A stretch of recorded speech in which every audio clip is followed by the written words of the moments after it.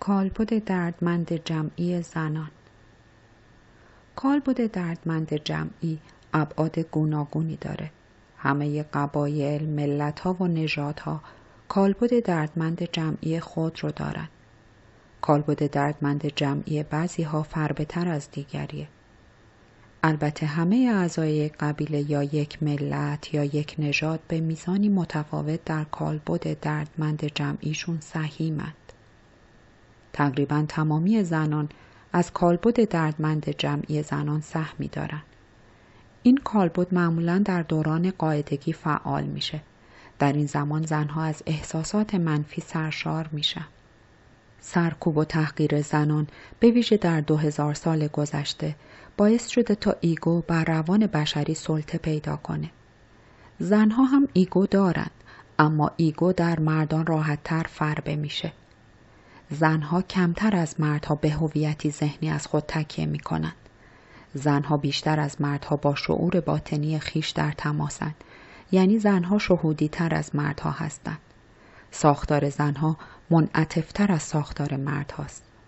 زنها نسبت به زندگی حساسیت بیشتری دارند و به روی زندگی گشوده ترند. زنها با طبیعت هماهنگ ترند. اگر توازن میان انرژی زنانه و مردانه به هم نریخته بود، رشد ایگو بسیار کند می شد. از تعداد جنگ ها کاسته می شد و ما این چنین از خود بیگانه نمی شدیم. طی یک دوره 300 ساله دادگاه تفتیش عقاید کلیسای کاتولیک روم حدود 5 میلیون زن را به جرم ارتکاب به سحر و جادو و همچنین به جرم خروج از دین وحشیانه شکنجه کرد و سپس کشت. این واقعه همسنگ واقعه هولوکاسته و هر دو حکایت از شب تاریک روح آدمی دارند. اون روزها اگر زنی به حیوانات علاقه نشون میداد یا به تنهایی در دشت و مزرعه یا جنگلی راه میرفت و تفریح میکرد و یا به جمع‌آوری گیاهان جنگلی میپرداخت، بیدرنگ متهم میشد که ساحر است. اون وقت اونو میگرفتند و شکنجه میکردند و میکشتند. هنگامی که زن بودن جرم محسوب میشد، این جرم پنهان شد و بشر یکی از ابعاد دوگانه وجودی خیش را از دست داد. آری، از هنگامی که زن سرکوب و تحقیر شد، انسان نیمی از وجود خود را از دست داد. ادیان دیگه‌ای هم زن را تحقیر کردند و زن بودن را جرم و گناه تلقی کردند. زن جزو دارایی‌های مرد تلقی شد و جایگاهش به سطح ماشین جوجه کشی تنزل پیدا کرد.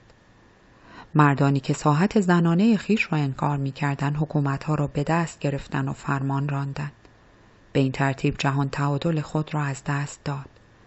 دنیای بی تعادل دنیای دیوانه بود.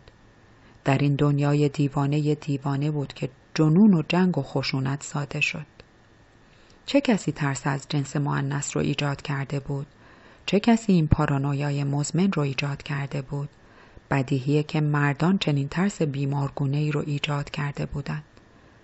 البته تمدن‌های باستانی پیش از مسیحیت مانند سومری‌ها، مصری‌ها، سلتی‌ها به زنان بسیار احترام می‌ذاشتند و هرگز از جنس مؤنث هراسی نداشتند.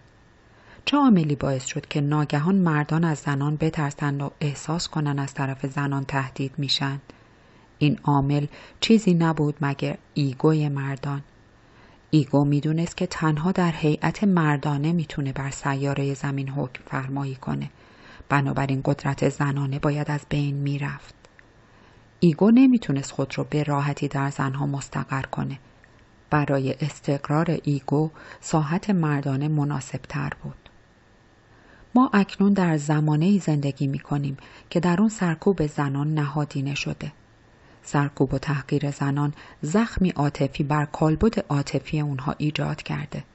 این زخم کالبد زنان رو دردمند کرده. این زخم بخشی از کالبد دردمند عاطفی زنان شده. البته علاوه بر این زخم باید درد هزاران ساله زایمان، تجاوز، بردگی و شکنجه رو هم یادآور بشیم. این دردها به تدریج روی هم تلمبار شدند و کالبد دردمند جمعی زنان را شکل دادند. اما اکنون همه چیز در حال دگرگونیه. این دگرگونی فزاینده است و هر روز سرعت بیشتری پیدا میکنه. بسیاری از آدم‌ها از خواب غفلت بیدار شدند. ایگو به تدریج سلطه تمام عیار خود بر ذهن آدمی را از دست میده. از اونجایی که ایگو هرگز نتونسته در زنها ریشه عمیق بدونه، شتاب بیداری زنان بیشتره.